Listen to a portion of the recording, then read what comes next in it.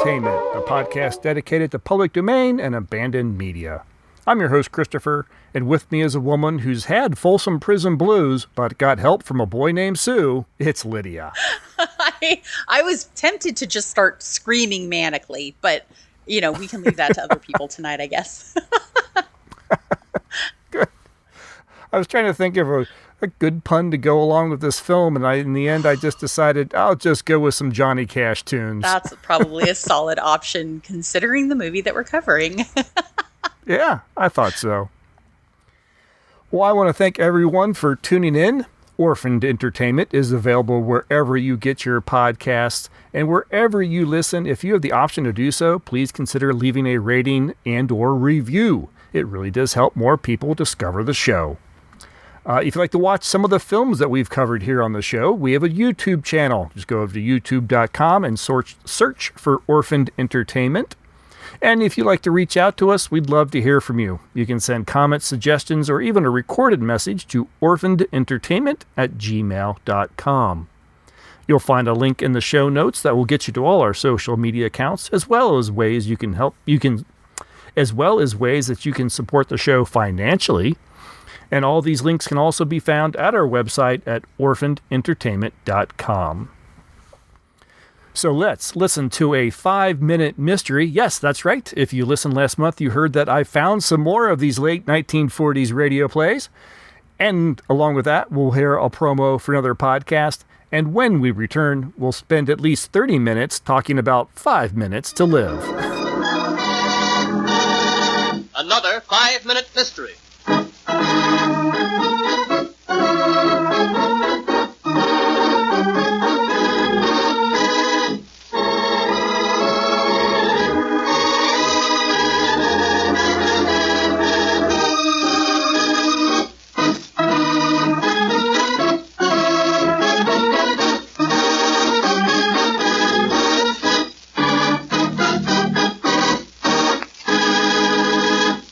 The usual peace and quiet of a small college town was disturbed one day last summer when Inspector Brass received a phone call from Dr. Jonathan Brown, professor of chemistry at the university. Inspector, you've got to come right away. Something terrible.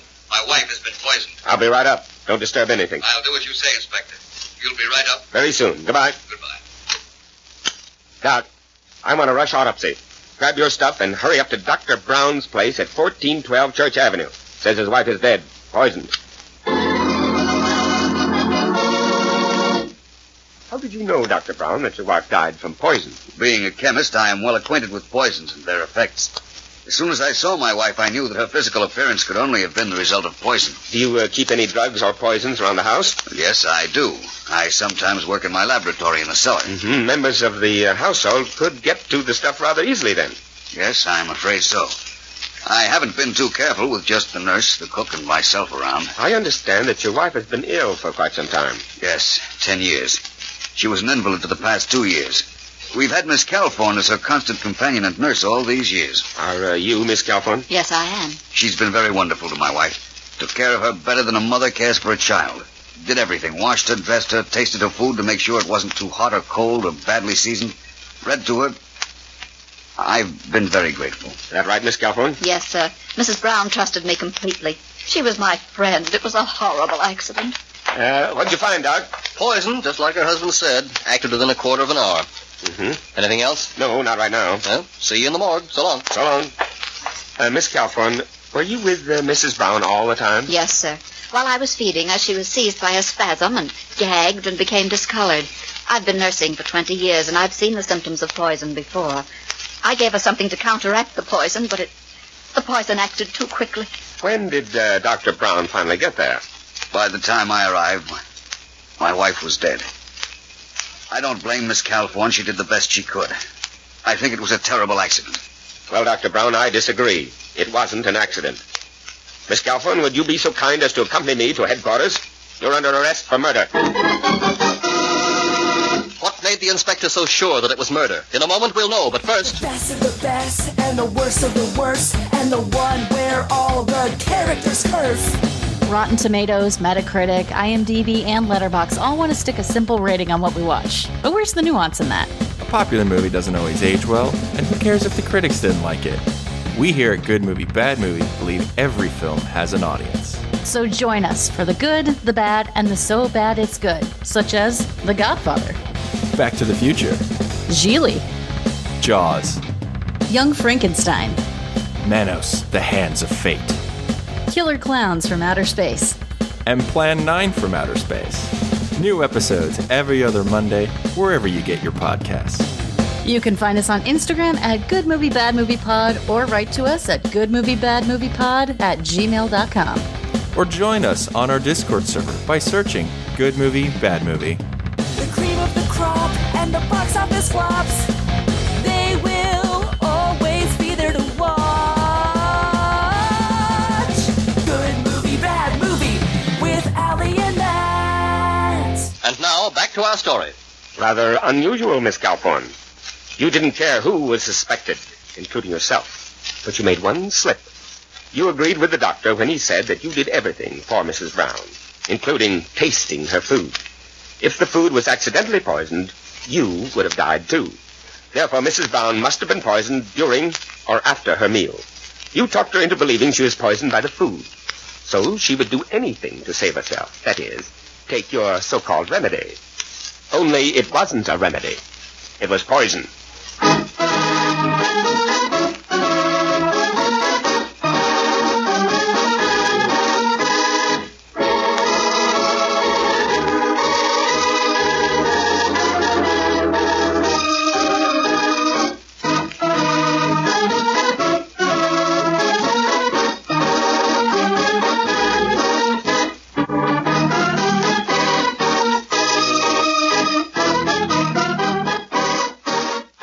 5 Minutes to Live is a 1961 crime film directed by Bill Karn. It was retitled Door to Door Maniac for an American International Pictures re-release in 1966. The film stars Johnny Cash in his first theatrical film role as Johnny Cabot. Vic Tayback is Fred Durella, and as Nancy Wilson is Kay Forrester, who also wrote the screenplay and whose husband Ludlow Flower produced the film. We also have Donald Woods as Ken Wilson, and also appearing as Durella's stooge Max is guitarist Merle Travis.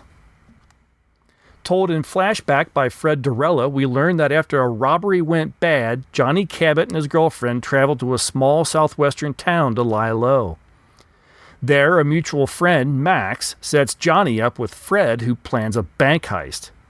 Studying the habits of a local bank executive, Ken Wilson, Fred seems to have everything planned out perfectly and wants Johnny to hold Wilson's wife, Nancy, hostage in order to blackmail Ken into giving Fred $70,000. Waiting for a phone call from Fred to let him know when the job is done, Johnny terrorizes Nancy while the minutes click by. We have actually seen Kay with a C Forrester once before, way back in our 2017 episode where we covered the crime drama DOA. Kay had a small role in that film.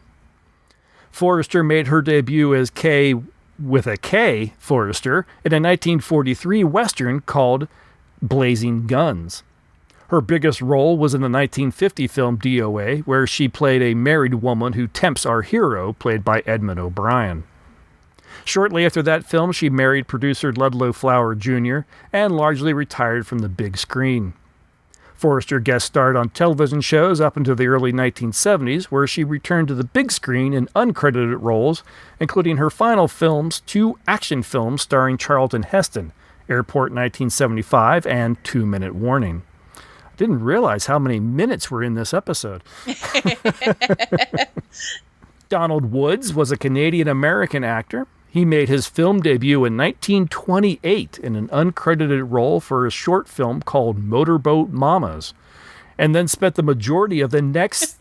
I read that one and was like, do we talk about it? Do we not talk about it? I guess we just glaze right past. Move right on over. Right on by.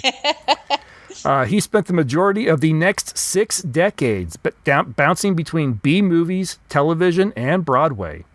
He would occasionally land roles in bigger feature films like 1935's A Tale of Two Cities, where he played the ill-fated Charles Darnay.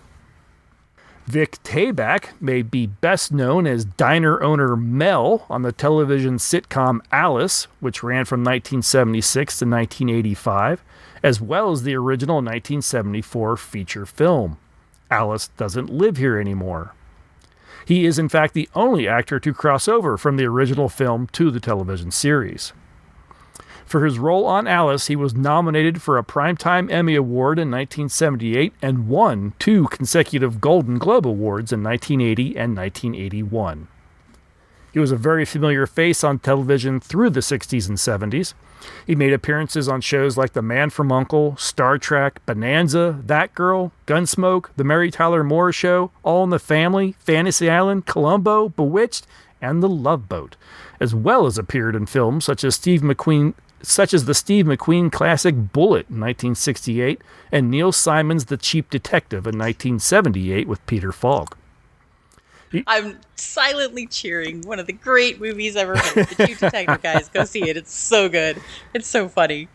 He also lent his distinctive voice to the animated 1989 film All Dogs Go to Heaven. Tayback also made numerous appearances on stage, including 12 Angry Men, The Diary of Anne Frank, and Death of a Salesman. I would love to see him in something like 12 Angry Men. Johnny Cash was born in Kingsland, Arkansas, to struggling cotton farmers. Because his mother wanted to name him John and his father preferred to name him Ray, they compromised on the initials J.R. When Cash enlisted in the Air Force after high school, he was not permitted to use initials as a first name, so he adopted the name John R. Cash. And in 1955, when signing with Sun Records, he started using the name Johnny Cash. In 1954, Cash and his first wife, Vivian, moved to Memphis, Tennessee, where he sold appliances while studying to be a radio announcer. He played guitar at night at local venues and worked up the courage to visit Sun Records seeking a recording contract. Initially, the producers weren't impressed with his gospel song standards, but he won them over with some new songs in a rockabilly style. 2 songs, Hey Porter and Cry, Cry, Cry, were released in the summer of 1955 and were successful on the country charts. Cash's next record, Folsom Prison Blues, made the country top 5, and his I Walk the Line became number 1 on the country charts and entered the pop charts top 20. Home of the Blues followed, recorded in 1957, and that same year, Cash became the first Sun artist to release a long-playing album. Cash left Sun Records and signed with Columbia Recordings in 1958, where he recorded his single Don't Take Your Guns to Town, which became one of his biggest hits. Meanwhile, Sun continued to release new singles and albums with the back catalog of recordings Cash left behind at the label, meaning Cash was in the unusual position of having new releases out on 2 labels at the same time. As his career was taking off in the late 1950s, Cash started drinking heavily and became addicted to amphetamines and barbiturates. For a brief time, he shared an apartment in Nashville with Waylon Jennings, who was deeply addicted to amphetamines, and Cash would use the stimulants to stay awake during tours. Although he was in many ways spiraling out of control, Cash would still deliver hits due to his frenetic creativity. His rendition of Ring of Fire was a crossover hit, reaching number 1 on the country charts and entering the top 20 on the pop charts. By this time, he began adopting an outlaw image, even though he never really served any prison time, outside of some overnight stays in jails for misdemeanors, and he did get in some trouble after his camper caught fire during a fishing trip, and that fire burned it out of control, destroying over 500 acres.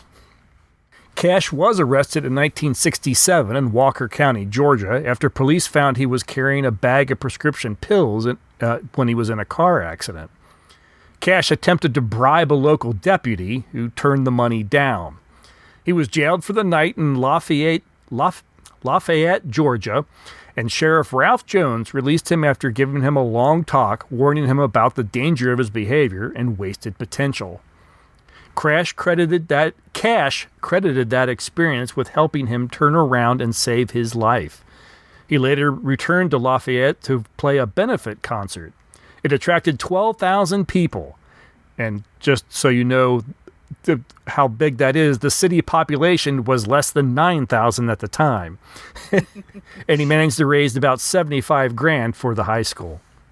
Reflecting on his past in a 1997 interview, Cash noted, "I was taking the pills for a while, and then the pills started taking me." Despite trying to go sober, he would bounce back and forth with amphetamine use for most of his life. Cash began performing concerts at prisons. These performances were recorded live and released on highly successful albums. Johnny Cash at Folsom Prison in '68 and Johnny Cash at San Quentin in 1969 reached #1 on Billboard Country Album Music charts, and the latter crossed over to reach the top of the Billboard Pop Album charts. In 1969, Cash became an international hit when he eclipsed even the Beatles by selling 6.5 million albums. Cash used his stardom and economic status to bring awareness to the issues surrounding the Native American people. Columbia Music was opposed to Cash singing songs of Indian tragedy and settler violence since it went against the mainstream of country music, which was dominated by the image of the righteous cowboy who makes the native soil his own. In 1964, after the success of his previous album, I Walk the Line, he recorded the album Bitter Tears, Ballads of the American Indian. The album featured stories of indigenous peoples, emphasizing their violent oppression by white settlers. The Pima people in The Ballad of Ira Hayes, Navajo in Navajo, Apache in Apache Tears, Lakota in Bigfoot, Seneca in As Long as the Grass Shall Grow, and Cherokee in The Talking Leaves. The record label denied it promotion due to what it considered a provocative and unappealing nature. Cash faced resistance and was urged by an editor of a country music magazine to leave the Country Music Association, who said, "You and your crowd are just too intelligent to associate with plain country folks, country artists, and country DJs." That might be the best burn I've ever heard. You know what? You're just too smart for the people to listen to this kind of music. Yeah. Wow. Yeah, that seemed like a... Wait, what are... I've heard of backhanded compliments, but I'm not sure what that was. Yeah. That's... What I mean, and what's really funny is that coming from somebody inside the industry. Well, it tells you what they thought of their listeners. Yeah, I think that's very telling. In reaction, on August 22nd, 1964, Cash posted a letter as an advertisement in Billboard magazine calling the record industry cowardly. Quote-unquote, "DJs, station managers, owners, where are your guts? I had to fight back when I realized that so many stations are afraid of Ira Hayes. Just one question, why?" Cash kept promoting the song and persuaded disc jockeys he knew to play it. The song eventually reached #3 on the country charts, and the album rose to #2 on the charts. From 1969 to March 1971, Cash starred in his own television show, The Johnny Cash Show, on ABC. Cash enjoyed booking mainstream performers as guests, including Linda Ronstadt in her first TV appearance, Neil Young, Louis Armstrong, Neil Diamond, Kenny Rogers, James Taylor, Ray Charles, Roy Orbison, Joni Mitchell, and Bob Dylan, to name but a handful. What a lineup. That's incredible. That is a brilliant lineup. That'd be like, the concert that I would want to see in heaven. Live Aid. Yeah. I mean, that was like that. Yeah. Live Aid then. That's incredible. By the early 1970s, Cash had established his public image as the Man in Black. He regularly performed in entirely black suits with a long black knee-length coat. This outfit stood in contrast to the rhinestone suits and cowboy boots worn by most of the major country acts of the day. Cash said he wore all black on behalf of the poor and hungry, the, quote, prisoner who has long paid for his crime, unquote, and those who have been betrayed by age or drugs. He also said earlier in his career that black was just easier to keep clean on tours. In the mid-1970s, Cash's popularity and number of hit songs began to decline. He made commercials for Amco and STP, which was a little bit of an unpopular enterprise at the time of the 1970s energy crisis. And in 1976, he made commercials for Lionel Trains, which he also wrote the music for.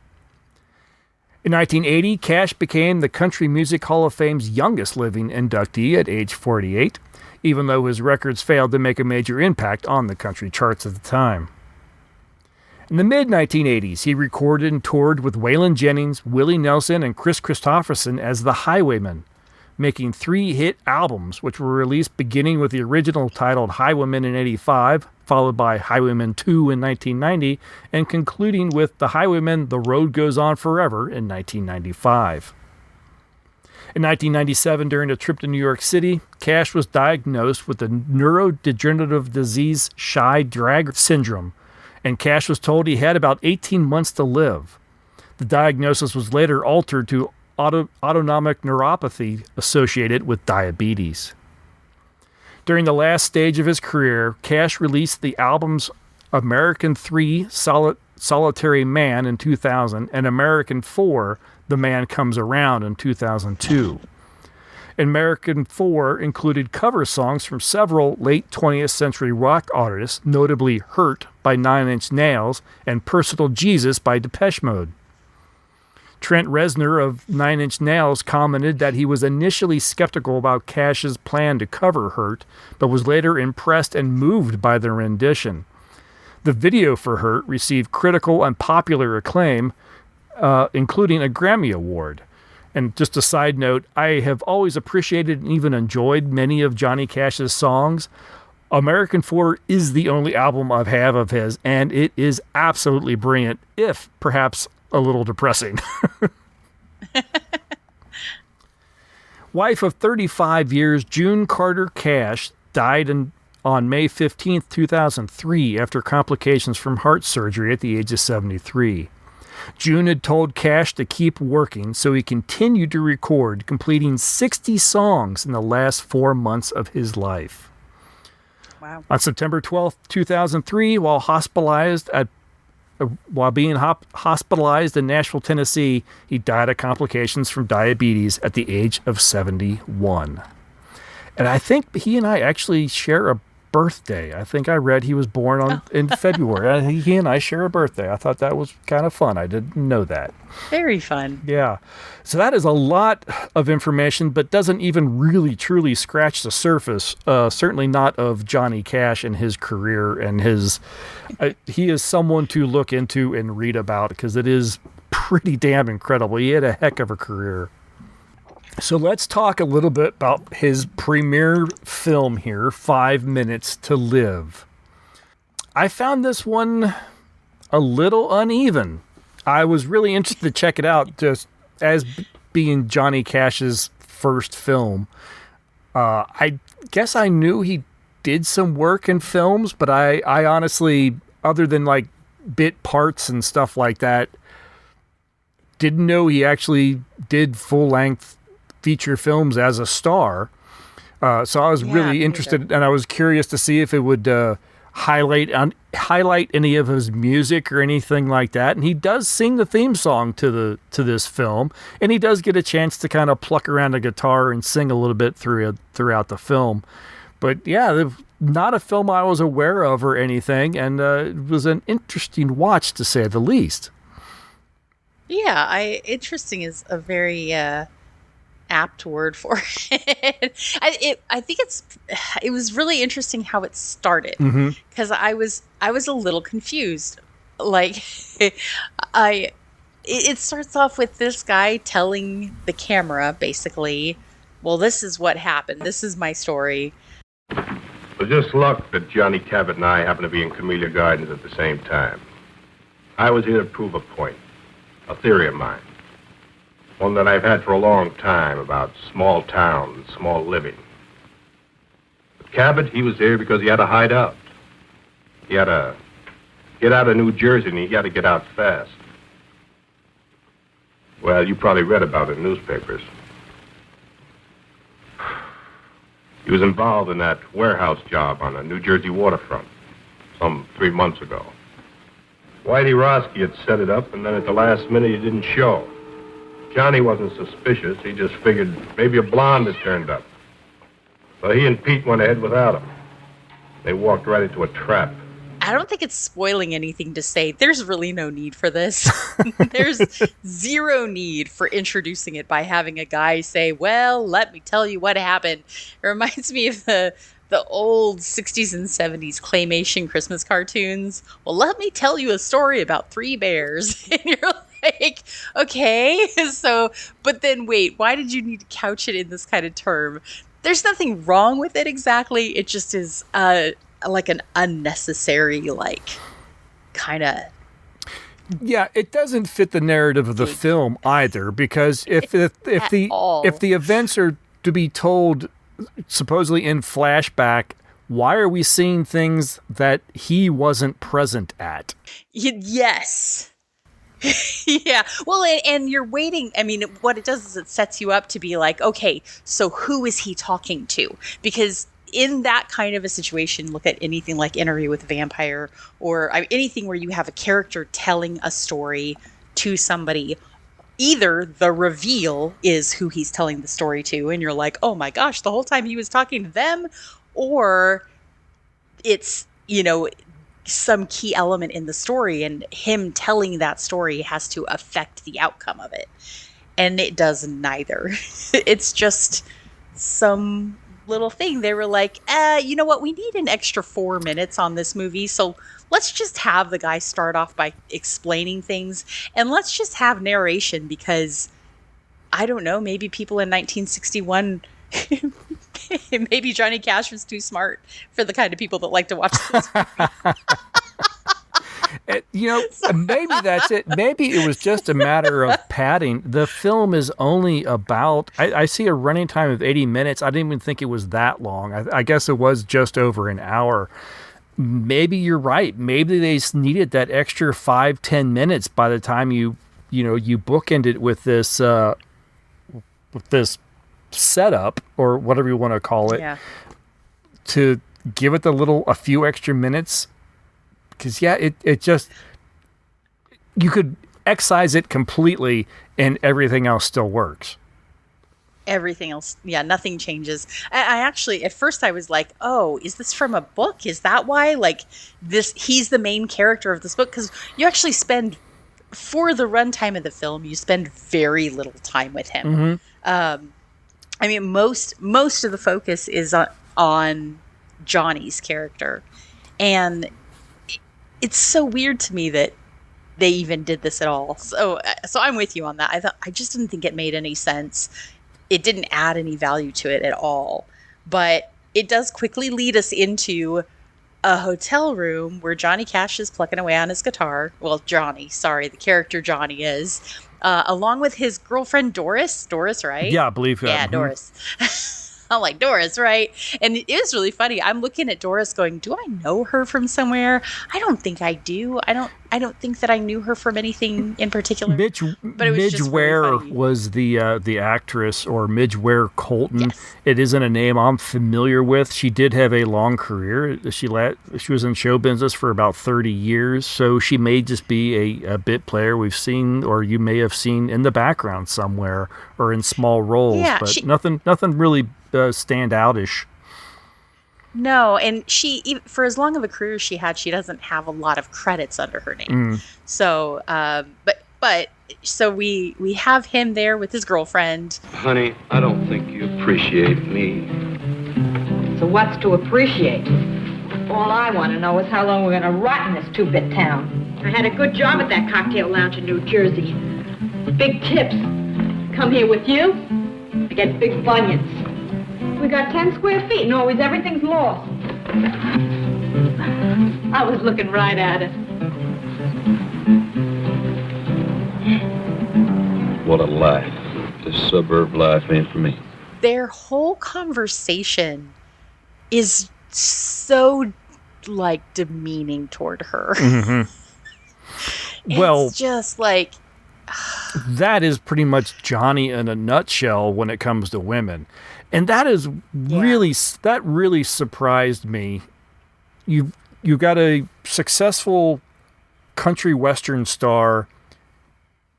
He's going to go in the film. His agent, I'm assuming, had something to do with this. Oh, here's a part. and you'll be the most despicable human being on the silver screen. Like, yeah, how is that selling records? Yeah, you're going to treat your girlfriend like absolute trash. I don't think it's too much of a spoiler to say he efficiently gets rid of her very, very early on in the movie. And in kind of, to me, a very shocking way. And then he's just done with her and just moving on. And I suppose that this was intended to set you up with the expectation of this guy is just incredibly selfish and greedy. I think my bias was the same as yours. I'm thinking, this is Johnny Cash. He's not going to be a real bad guy, right? Yeah, he is. Yeah, he's going to be a real bad guy. No, you're expecting him to be, maybe he's going to be the anti-hero. Maybe he's the bad guy, but he's the bad guy with the heart or something. Yeah. No, he's honestly a bit scary through most of this film. And I found it really interesting. I'm watching him early on and just like, wow, yeah, this is his first film, because he is not an actor. But when he's about the midway through the film, when he's at his worst, it's like, should I be worried that you're actually better at being the really bad guy than being the guy that is just holding a conversation?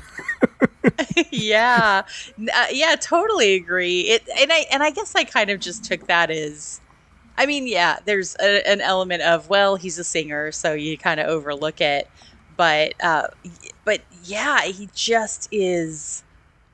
I don't know. Yeah, I don't know if that's credit to the director who did a phenomenal job, or if it is just that he's really good at being awful. But through this whole setup, what's kind of funny is through this whole setup, you have these two guys. Is it Ken? Is that right? No, Ken is the husband. Sorry. Who are you looking for? Fred.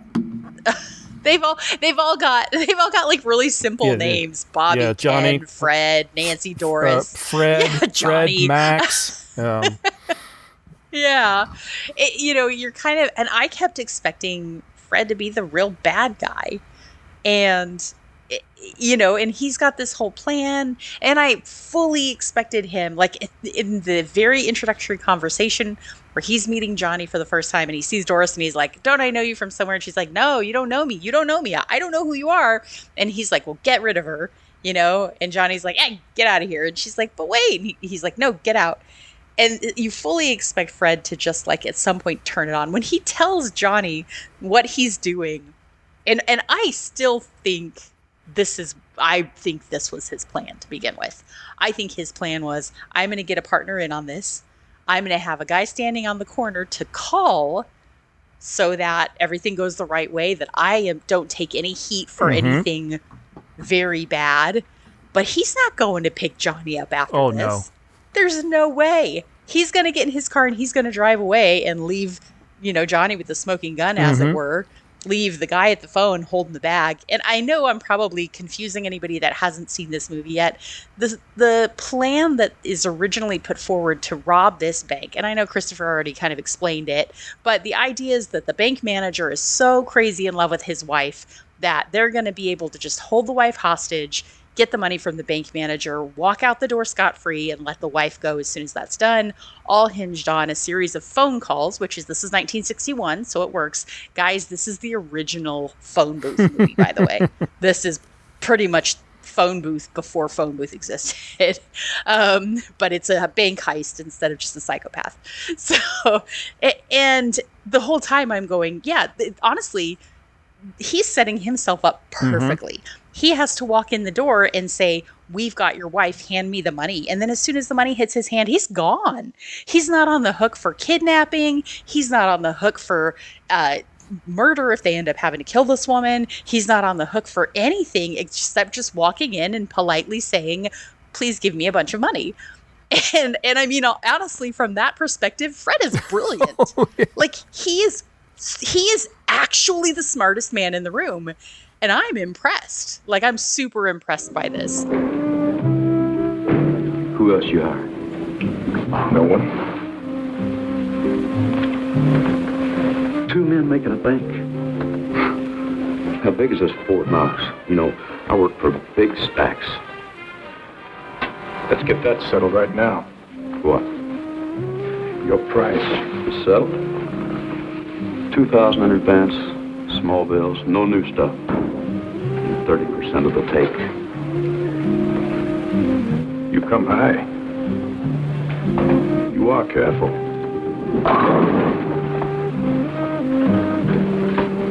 Like Max says, I've been in the racket 5 years, and I've only done one little 6-month stretch. I've been in it for 20 years. Only got to do 1 year. Time off for good behavior. So we're both careful. Now, what's the bank? Harper Federal Trust. Harper Federal Trust. And you're not hiring anybody else? No one. So long. I'll see you, pal. Sit down until I tell you to go. Look. You couldn't take that with an army tank and a whole company. You're right. But you can with one man. A good idea. One man? You. Me. What makes them hand over the money? Hypnotism? Love. Small town love. I was like, that just gives Fred all the more incentive to like just disappear. Absolutely. I mean, the way that he presents himself is, you know, we as the viewer are watching this going, he's never going to give Johnny a penny. Like, unless you're really gullible, I think you know that. Not you personally, but anybody watching this movie, right? We all know that. But you know, Johnny buys it. But having talked a little bit about how despicable Johnny is in this movie, you know, I almost get the feeling that he would have been fine if there was no money involved. You know, they kind of set it up that he was set up by somebody back in Atlantic City, and he's trying to find out the name of the person who set him up, presumably to go kill him or something like that. And Fred knows the name of the guy, assuming he really does. I don't necessarily believe Fred really does know the name of the guy. He just wants Johnny in on this thing. Then really all Johnny wants is to know the name of it, and then he's good for whatever. And if he gets to, like, be incredibly, like, chauvinistic to some women along the way, he's even happier. But, you know, it's interesting. He didn't ask, like, hey, how do I know I can trust you? Right. He doesn't. I don't think he even asks that. No, not at no point does he get any kind of guarantee or ask for any kind of guarantee that Fred is going to come back for him, or that any of this is, you know, if this doesn't go right, what do we do? If this does go right, what do we do? Don't get any of that. It's just, this is what we're going to do. And okay, now, you know, the husband's left. It's you're up. Okay. Yeah, I also liked in the facetious sense, the scene where they're sitting there in the convertible across from the house, and everybody's coming out right on time, and hey, everything like clockwork, you know, and then, oh, he's got a kid. Hold on, I don't deal with kids at all, right? I'm sorry. Then I realized it was Opie. I forgot to mention that in my synopsis, that I think a 7-year-old Ron Howard, just after he was cast in the Andy Griffith Show, makes an appearance here in the film as the young Bobby Wilson. Hi, Mom. Hi, Bobby. Mosh, you promised to make some hot cakes. Madam Chairman and honored guests. What's that? This is a speech I've got to get memorized for our women's club this afternoon. This afternoon, not this afternoon. You promised to buy me a new baseball uniform. I'm sorry, Bobby, but I can't do it today. I'll get it for you tomorrow. But, Mom. Bobby, our women's club has been waiting 6 months for this speaker. Now, you come on. Take your suit and go down and eat your breakfast. Deus Machina? Oh. Oh, right. Bobby. That was his name. Yeah. So, you know, Johnny, you know, guys, let's walk through this movie. So Johnny goes in, he and this is actually incredibly smart, by the way. This is probably the best, what do you want to call it, shell game or whatever I've ever seen. He says, lady, she's like, oh no, I don't buy things from door-to-door salesmen. He's pretending to be one. Good morning, ma'am. I'd like to demonstrate a fine new product. I'm sorry, I never buy from a door-to-door sales. But, lady, I'll give you $10 if you guess what I'm selling. I bet you can't guess what I'm selling. $10. You certainly got a new approach. What's the catch? No catch, I promise. Go on, guess. Whatever it is, I won't buy. Oh, it doesn't matter. Go on, guess. This is silly. Obviously, you're selling guitars or guitar lessons or music. You're absolutely right. Here's your $10. But for what? I can't take this. Here, take it back. No, I wouldn't think of it. You keep it. Go on. Keep it. But I'll tell you what, you could do me a big favor if you would. What would you like? I'd sure like to have a drink of water, ma'am. Oh, of course. You wait here. I'll go get you one. And do you know what this moment is giving? This moment is giving Heretic all over it. It is giving Hugh Grant saying, "Oh, my wife is baking blueberry pie." And I'm like, "Ugh, this is so creepy." So creepy, because he's just the nicest guy ever. And this is why we don't trust nice people, ladies. You can't trust them just because they're nice and handsome. Well, I was thinking that watching this film and watching that scene, and she's, "Oh, of course, 1 second, I'll be right back," and then leaves the door half open. I'm like, this just doesn't work in the 21st century. Maybe this worked in 1961. Yeah. No, and I think, this is very much a morality tale. Or, a beware of the strangers kind of tale. And they market it that way. When you watch the trailer for this, it's like, it could happen to you. It could be your house. And it's like, remember to lock your doors. Don't let the kids out. And in a sense, it is, a little bit over the top. But in a way, it also is really, at the time, you left your door unlocked. Yeah. And at the time, kids ran in and out of the house and it wasn't a big deal. And you didn't expect door-to-door salesmen to try and kill you. Yes. That just wasn't what you were expecting, or to kidnap you or anything like that. So, inevitably, he has to get inside or the movie's over. So he gets inside and, immediately pulls a gun on her. And everything is going according to plan. And at this point, I'm like, oh, okay, so they're just going to get away with it. Everything's going to be fine. And then he starts beating this woman just because he's bored, I guess. I guess he's just bored. And you know what, though? I'm sorry. We need to back up for a minute. I went way ahead on this. We see her husband. We see Nancy's husband, Ken, leaving the house in the morning. And he gives every single tell of a guy who is having an affair. And shocker, he goes from his wife's breakfast that she cooked for him to his girlfriend's house, and his girlfriend's pissed that he's not hungry because she did all this cooking for him. But they're going to run away together.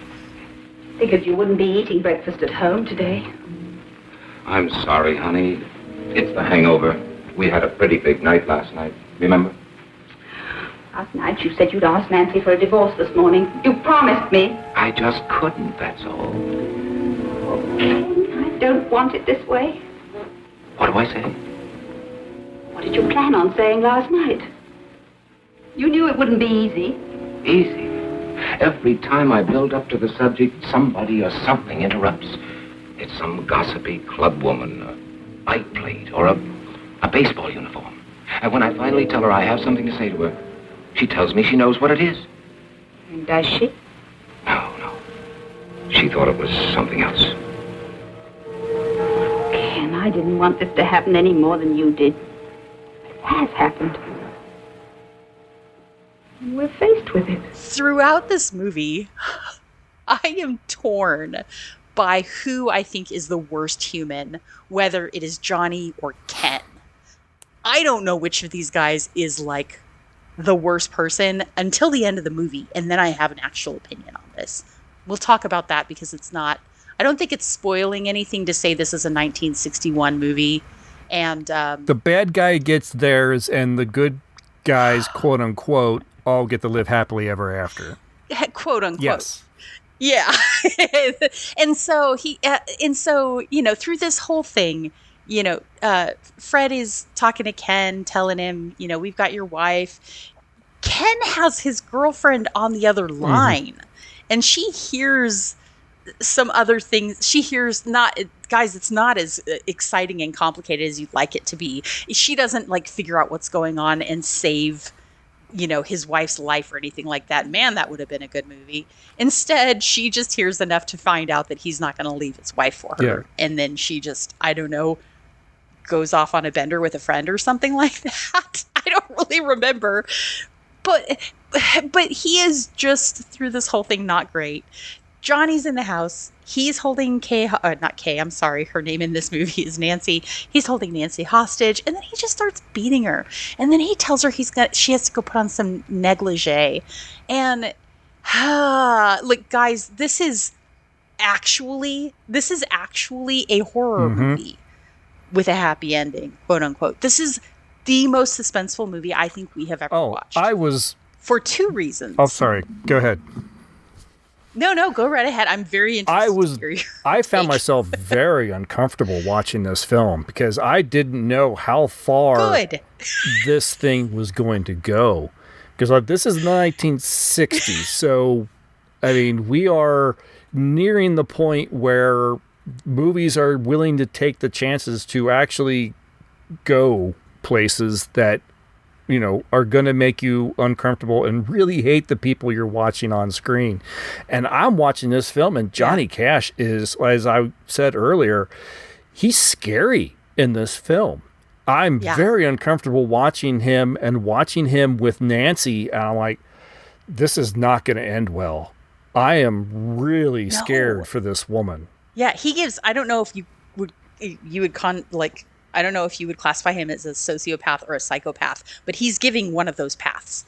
He is 100% comfortable with beating women, I'm going to use the R word, with raping women. He's totally comfortable. He's comfortable with killing women. No problem murdering women. He's good with it. Not a problem at all. And he keeps saying this. And the first couple of times he says it in the movie, you're like, well, he's threatening her. And then as he keeps doing it, this keeps escalating and he starts breaking things around her house just to try to trigger her. I mean, guys, seriously, this is creepy. And you eventually realize he's actually telling her the truth. He's actually saying, no, I'm going to kill you. It's going to be awesome. And you're like, I mean, this is the kind of thing you expect to see in a 90s movie. Or in a 2000s movie. You don't expect to walk into this in a 60s movie. And there, like Christopher said, there are many moments while this is going on that I'm thinking, first of all, gosh, guys, if you have trauma or triggers associated with sexual violence, this is not the movie for you. No, disclaimer. Heads up. But, and I didn't know going into this, I don't think it clicked for me that this is actually suspense. It's a 1960s suspense. Hey, come on. I mean, I've seen The Thing, right? It's creepy movie. Creepy movie. But I didn't think it was going to be this level of suspense. And so this movie is terrifying because when they're throwing that out there in the trailer, it could be your home. What's really scary about it is this situation really could happen to anybody. And, and you don't have to be you don't have to be a bad person. I've watched way too much Forensic Files to look at this and go, oh, it's just fiction. It's just a movie. 99% of the time, 99.9% of the time, I can sweep things past thinking that. But this movie felt like I was watching Forensic Files recreation. And it still creeps me out. It's very uncomfortable. So,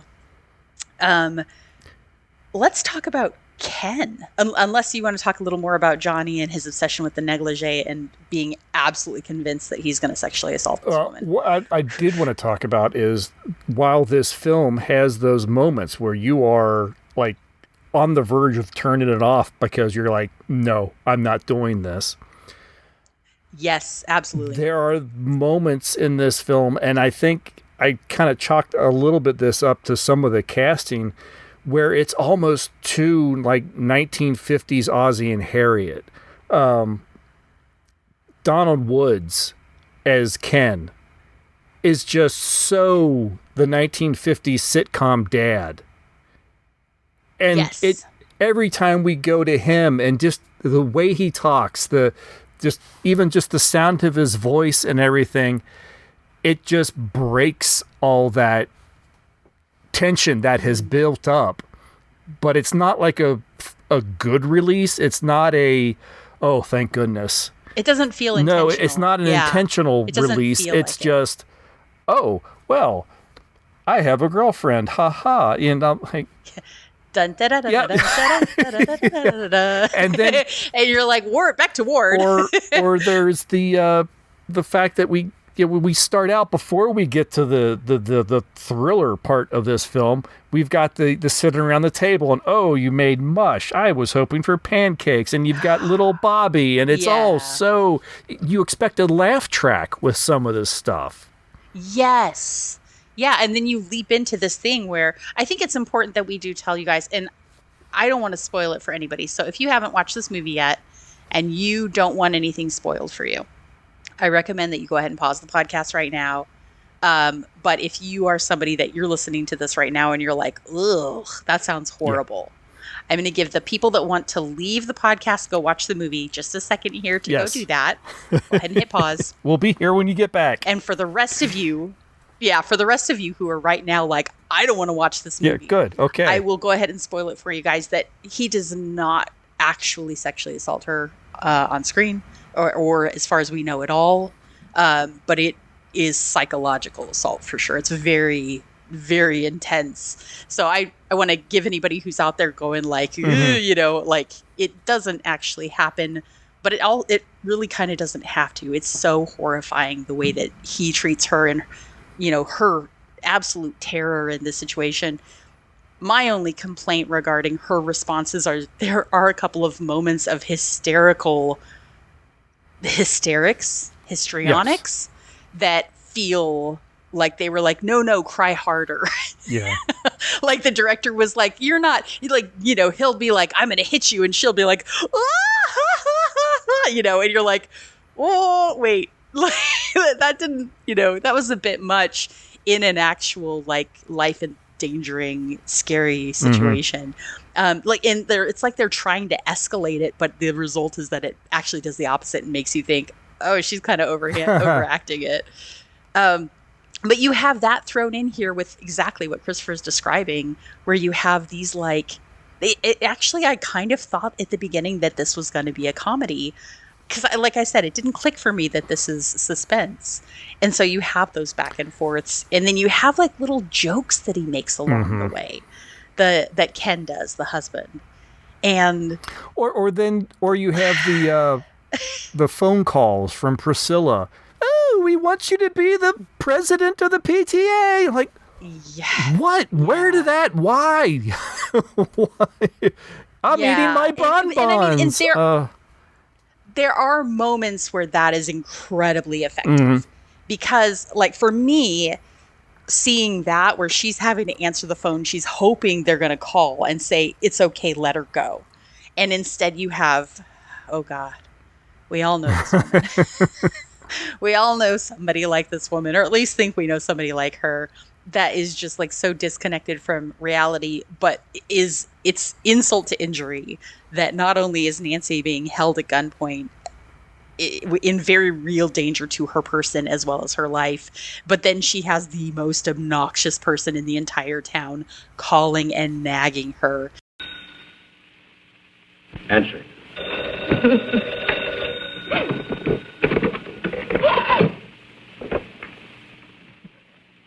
Hello?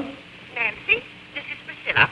I was rather peeved with you a while ago when you came. Hurry up and get rid of that magpie. Until we settle this PTA matter. Now, I know you've got time to talk and you're not going to put me off. Nancy, are you listening? Yes, Priscilla. I want to know what Ken said, Nancy. In fact, I insist on knowing. I can't tell you now, Priscilla. Nancy Wilson, what kind of an answer is that? What did he say? wants a few days to think it over. Think it over? Oh, that's like a man. Big executives, and they can't even make a simple decision about a simple little organization like the PTA. Well, you get me to tell you tonight. You know how men are always avoiding their civic duty, and this mustn't happen. I said get rid of her. I'll try, Priscilla. Try. You've got to get him to say yes, and tonight. Priscilla. I've already talked to Mr. Burgess. You know, the cute little bald one. And he told me he'd be honored to serve under Ken. I can't talk, Priscilla. I must say goodbye. No, you don't, Nancy Wilson. We won't leave this to chance, Nancy. We've got to remind Ken. You better get rid of her now. To Bobby, that fine, wonderful little chap. I'll do my best. Don't you try to put me off. There are lots of other things we ought to discuss. We haven't even mentioned I said hang up. the PTA. That's important, Nancy. Very important. And then there's... I'm sorry, Priscilla, program for but kiddies during vacation. They simply must have a place where there's adequate supervision. They I need it. can't talk any longer, Priscilla. And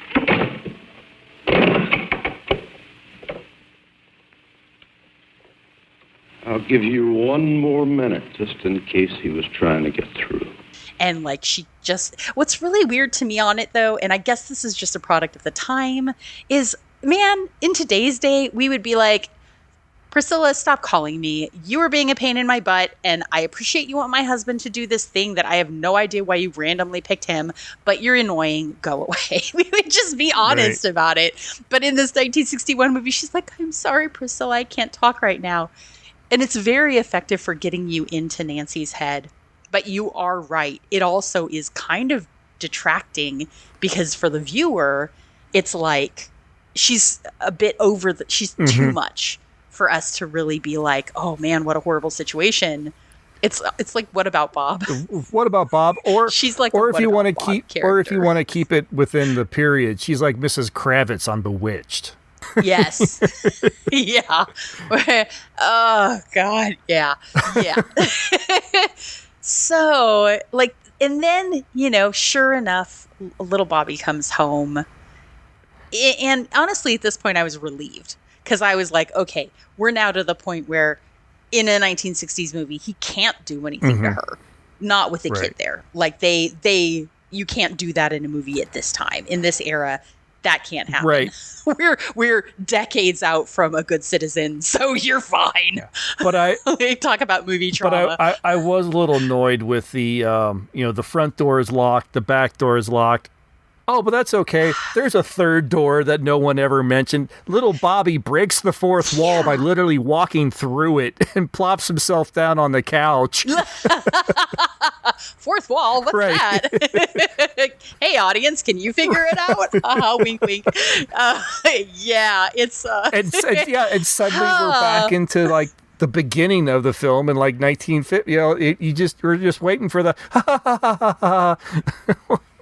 Yeah, it is very strange. Police show up. Like, I mean, and there's stuff going on through this. The way that this goes wrong is, I think we're getting to the point of the movie where we get to talk about all the things that make us mad about it. Aside from the horrifying assault, I literally turned to somebody halfway through this movie, and I was like, seriously? Nobody who was alive during this film should be allowed to be running our country or anything. This movie is the implications of the way this woman is being treated are so horrific that nobody who saw this and thought this behavior by her husband, by the man who is robbing her, by her child, by her neighbors. Nobody who thinks anything about this is okay should be allowed to run anything anymore, right? This movie is just mind-blowingly, like, freakishly horrible in the situation. And the fact that it was actually written by the woman. That blew my mind. I did not know that until today. And when I saw that, I had to, I feel like I'm skipping ahead, but when I saw that, I had to question my reaction. I had to go, okay, wait, no, am I just being too modern? am I like, oh no, but a woman, do I need to reevaluate it and go, but you know what? A woman wrote it, so it's okay for these reasons. No. No, I think it actually makes it worse. I think it actually makes it worse because not only do we have this acceptable behavior by men portrayed as it was in the 1950s and 1960s, we have a woman writing this acceptable behavior by men in the 1950s and 1960s. So that frustrates me. She did have 2 male co-writers, but what frustrates me more is what happens next. Oh, guys. Okay, up until now, I've been on tenterhooks. I've been watching this movie going, I don't know if I can get through this. This is horrifying. I feel nauseated. I can't believe people behaved. I mean, it's not that this behavior is exclusive to the movie or the movie's era. That's part of what's so frustrating about it, right? Is that it feels very timeless. The abuse and the trauma and all that kind of thing feels very timeless. And in that sense, it's done very well. And I suspect that Kay, having been one of the writers on this movie, probably contributed a lot to that. I think that the moments where she is the most terrified are the most genuine. And I think that those are the moments where I was the most angry and the most frightened and, all of those emotions connecting, which is the goal of this movie. And they do that really well. And then you have the climax. Bad guy, for Deus Ex Machina reasons, gets got.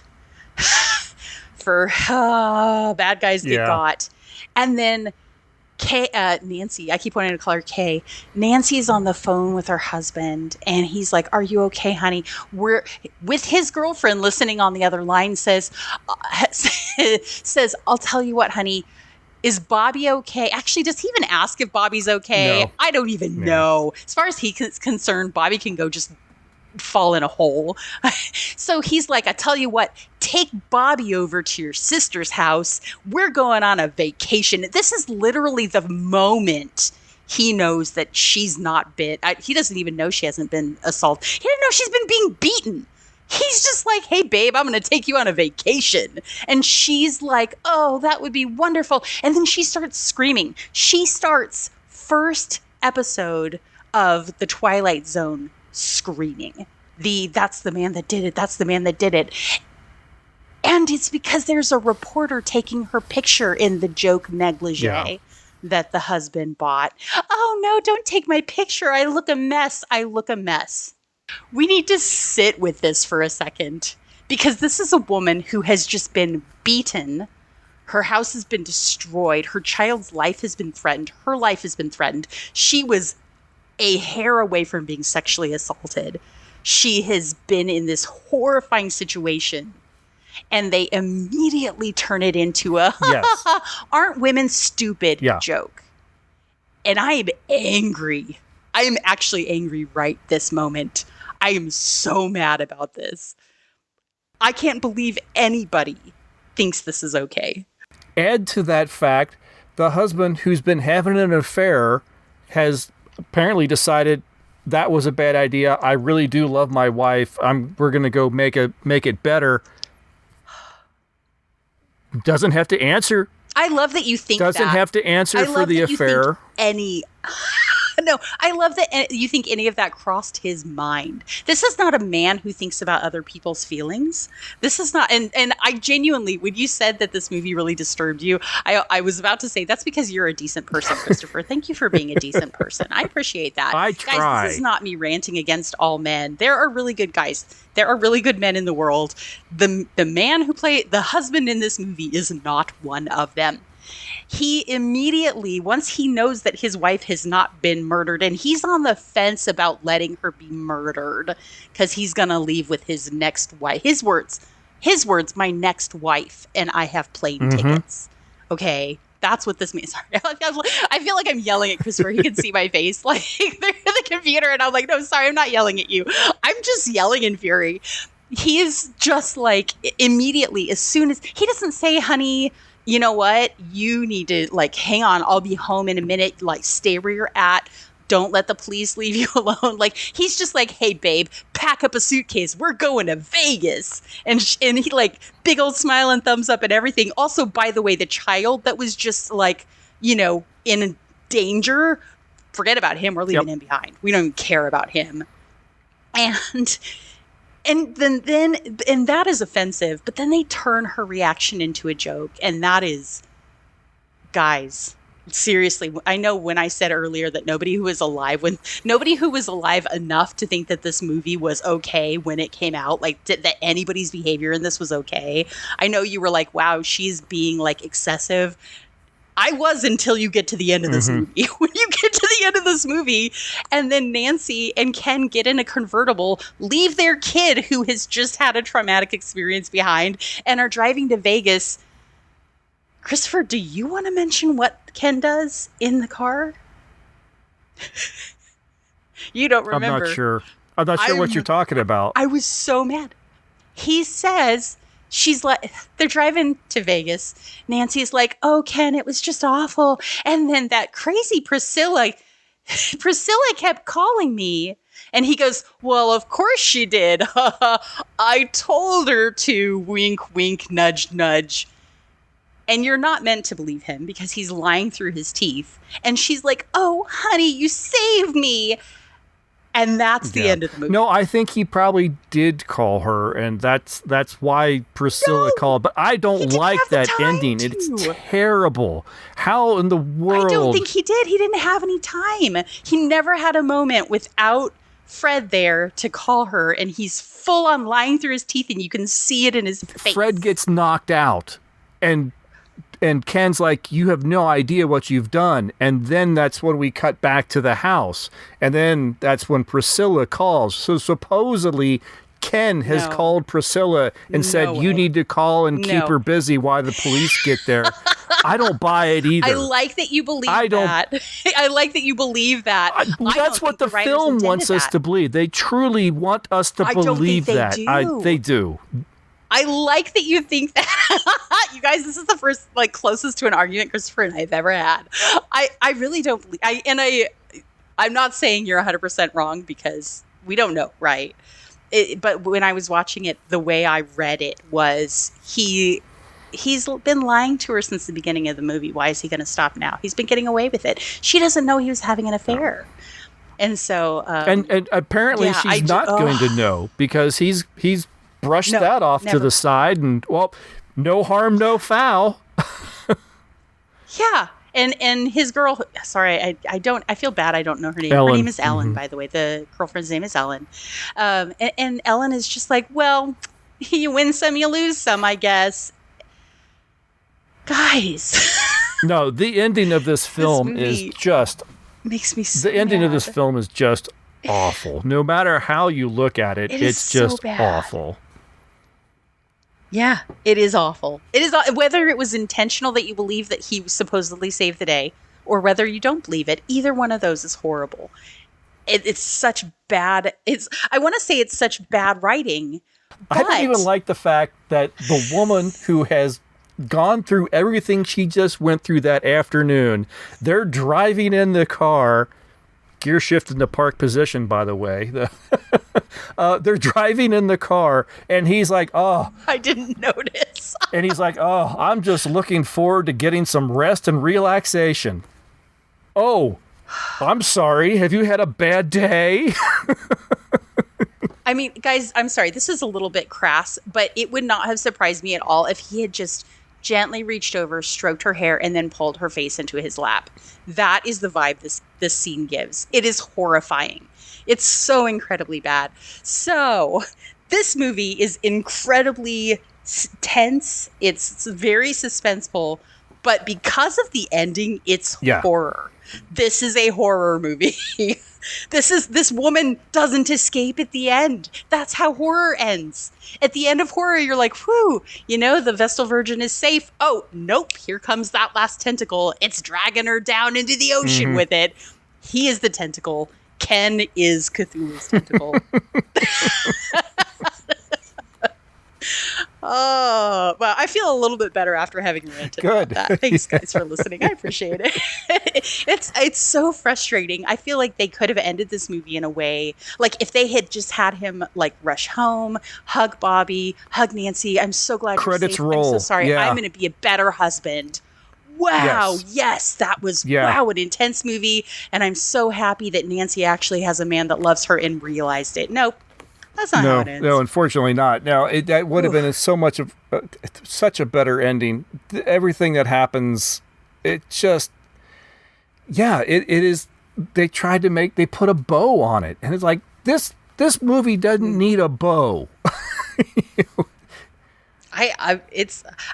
Everything I can think of to counter that is like not really. I feel like it's like we are. I don't think we censor ourselves too heavily, but everything I'm thinking is like over the top, not something I feel like I can say on this podcast because we're also not like totally X-rated here, right? No, we try to keep it a family show. Keep it PG, that sort of thing. Yeah, PG, maybe PG-13 now and again, but mostly PG. And this movie, like, guys, don't let your children watch this movie. No, this is not. This is not the family. This is not the family film. No, it's not. So if if you're interested in 1960s suspense, and if you want something that genuinely, now, I mean, at this point we spoiled it for you, but hopefully, if you were watching this and you were like, "Man, I love a good suspense movie," if you're into like the trauma porn, watch this film until about the 60-minute mark, and then just turn it off and never look back. Yeah, just turn it off, or watch the end the way I did and see this as her being still trapped by a horrible man and not aware of it. Either one of those is working, but. This is not a date movie, man. Oh, your girlfriend's gonna be mad. Your wife is gonna be mad. And speak of like, you need a shower because it's just so gross.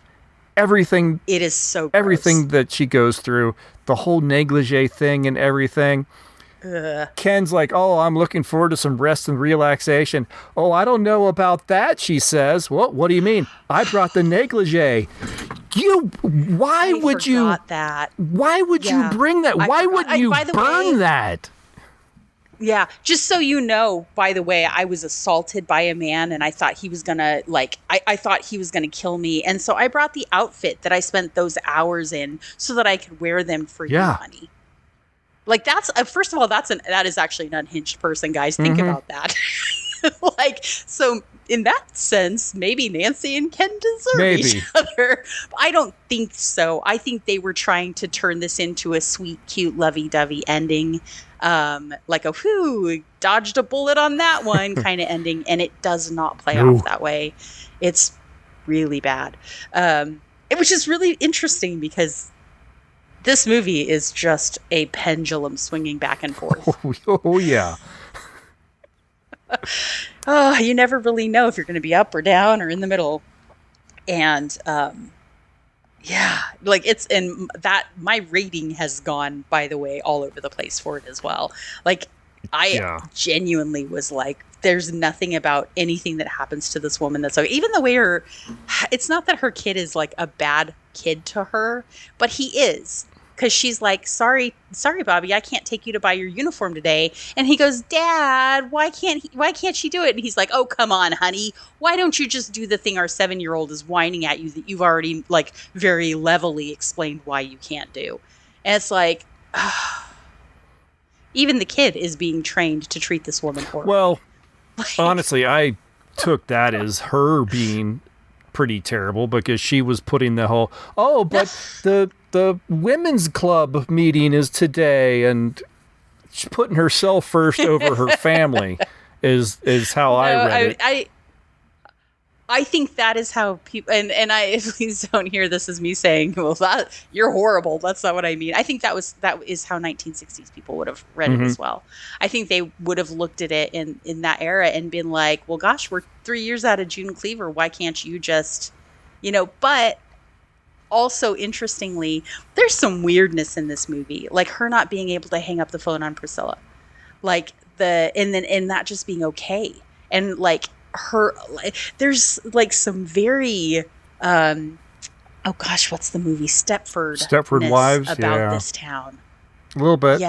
It's very there's a lot really strange in this movie. There's a whole lot of trying to put up airs and trying to like maintain this this veneer, this facade, and that's very prevalent. Whether it be her, whether it be Ken, Ken being asked to do it by the bank president because, we know you're having an affair, we don't want it to turn into anything, and all of that. So there's a lot of that going on in here, and I'm not sure.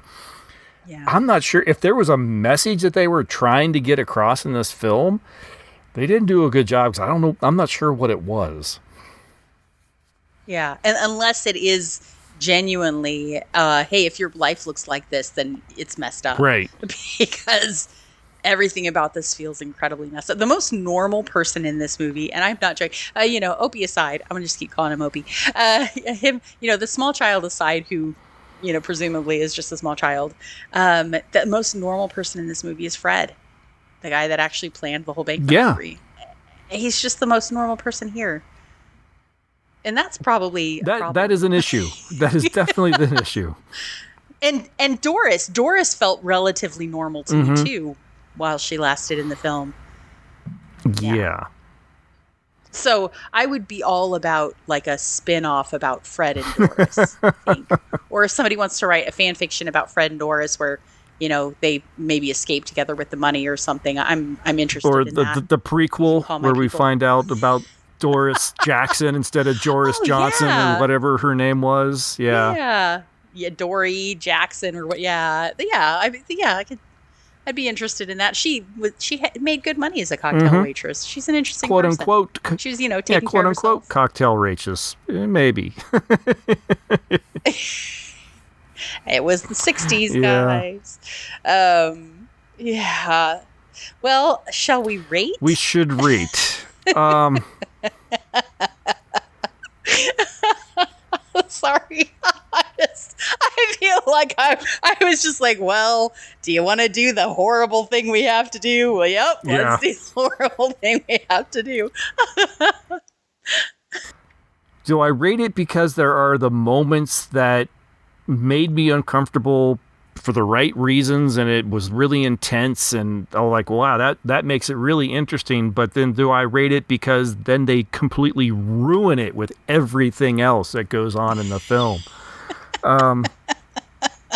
I wanted to rate this one higher. I wanted to like this one. I keep thinking 2, but I'm not honestly sure if it even warrants that. Oh, should I give my impressions? Yeah, no, absolutely. Solidify yours, maybe. All right. Well, so I really wanted to rate this lower because let's be very clear, guys. Regardless of my Othel rating on this film, I hate this movie. Yeah. So just know right now, this is among my top 3 worst movies we've ever watched. Not from a technical standpoint, that tells you a lot, but this movie made me feel anxious and angry and hopeless and all the things I don't need to feel in 2026. It was really stressful to get through this movie, and the ending made it so much worse. Like, those were the emotions I was having while I was watching the middle part of it, and I got to the end and I wanted to flip the table. And so, so originally I was like, man, 1 star, easy 1 star. And then I was thinking about it, and as I was, watching it and going, well, actually, like the portrayal of her terror and that whole dynamic, honestly, the dynamic between Johnny and Nancy feels very real. That's one of the reasons that it's so uncomfortable, is she is just trying to survive in a situation that is almost unsurvivable. And that is, and any of us can look at that and sympathize with that and fear being in that situation. And those moments, as horrible to watch and hard to watch as they were, felt very cinematically well done. Him just walking through her living room, breaking things just because he can and she can't do a damn thing. Yeah, that is very well written and very well directed and incredibly well acted. Yeah, very, very well done. And so then I was like, you know what? I'm going to have to give this a pretty high rating. This is going to have to be like a 3 or a 4. But then you get to the ending. And cannot give this movie, again, without knowing the intention. If I knew this, and you guys are not going to see this one coming, if I knew the intention was to point out that Ken is a total D-bag and does not deserve this woman, if they wrote it that way on purpose to point that out, this is a really good movie. Because, he's horrible and he does not deserve this woman. But they didn't, did they? I don't think they did. I think they wrote it like men can get away with whatever they want. I think the moral of the story is men can get away with whatever they want. And for that reason, this is just a crap movie. Yeah. 2 is the best I can do. Yeah. I would be very interested to learn whether or not... I'd love to get a hold of, like, the original, like, Kay Forrester script. Yeah. And then see all the notes that maybe director Bill Karn wrote in and scratched out and went, no. And, who doctored? Is this what we're seeing? Maybe Kay's script did end at the house with just a close-up of Johnny dying in the dirt and and a fade to credits or something like that. Yeah. And someone else came in and went, no, we can't. That's too depressing. Let's do this, and we'll make this, and we'll ha. Yeah, get the guy that was writing that stuff for Danny Thomas or something to come in and finish this off. That's what it feels like, and it feels like this is maybe a really good script that then got tampered with by somebody to try to give it the feel good, quote unquote, ending. Yeah, it almost feels like if the movie started with Ken leaving the house and ended with Johnny getting shot, you've got like a really solid movie. And it almost feels like they were like, you know what? This is 1961. Our audiences aren't smart enough for this yet. We need to make it a little funnier. And they were like, let's add some kind of funny stuff at the beginning and funny stuff at the end. And so it like kind of lightens it up. We don't want it to be too heavy. So, I mean, like I could see this being a visionary movie until you added the beginning and the end. And then it becomes just like something half-baked and horrible in negligee. Yeah.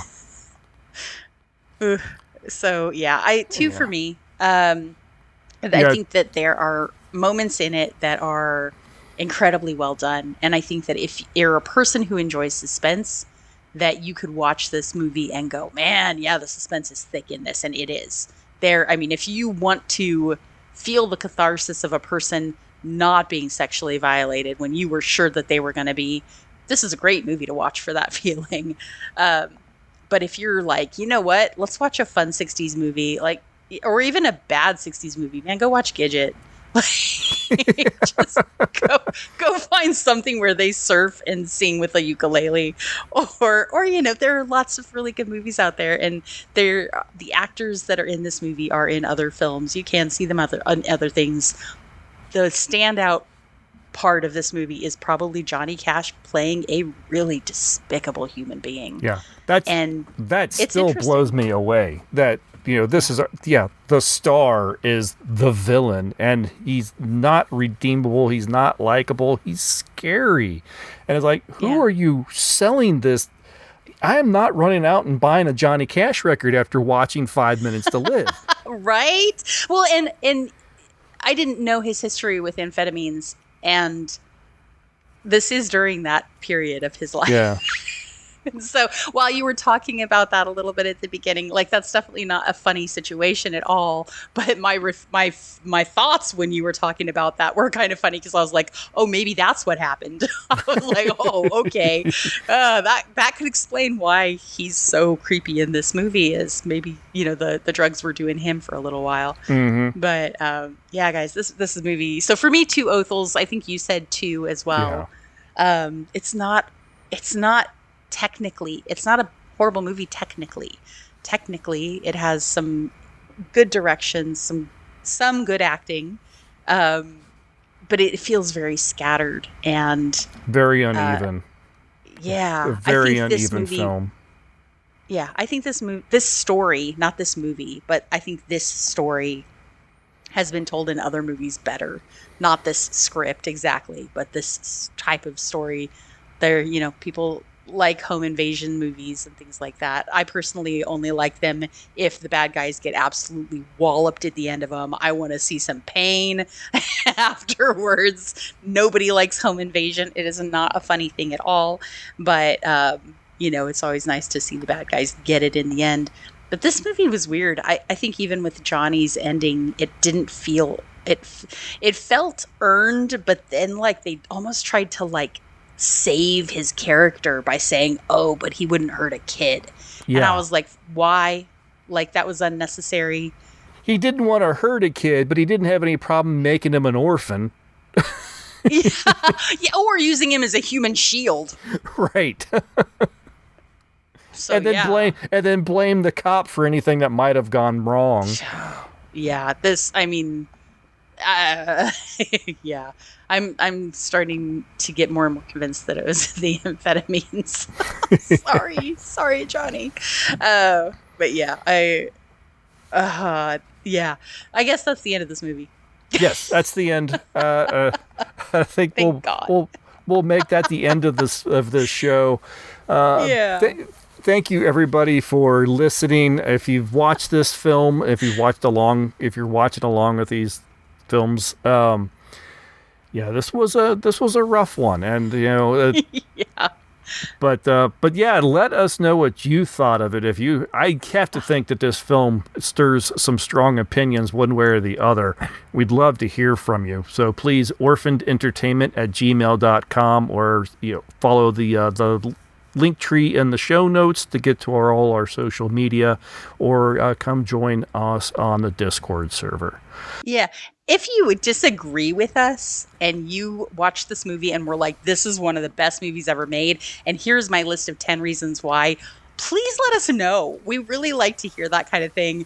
Absolutely. Guys, we're not strictly rating these on technical merit. We're not strictly rating these on any kind of fixed system. This is our opinions about a movie based on what we know about it and what we see in it. So if you disagree with us, please let us know. We will always treat your messages with respect, and we always are interested in hearing why we were totally wrong about a movie if we were.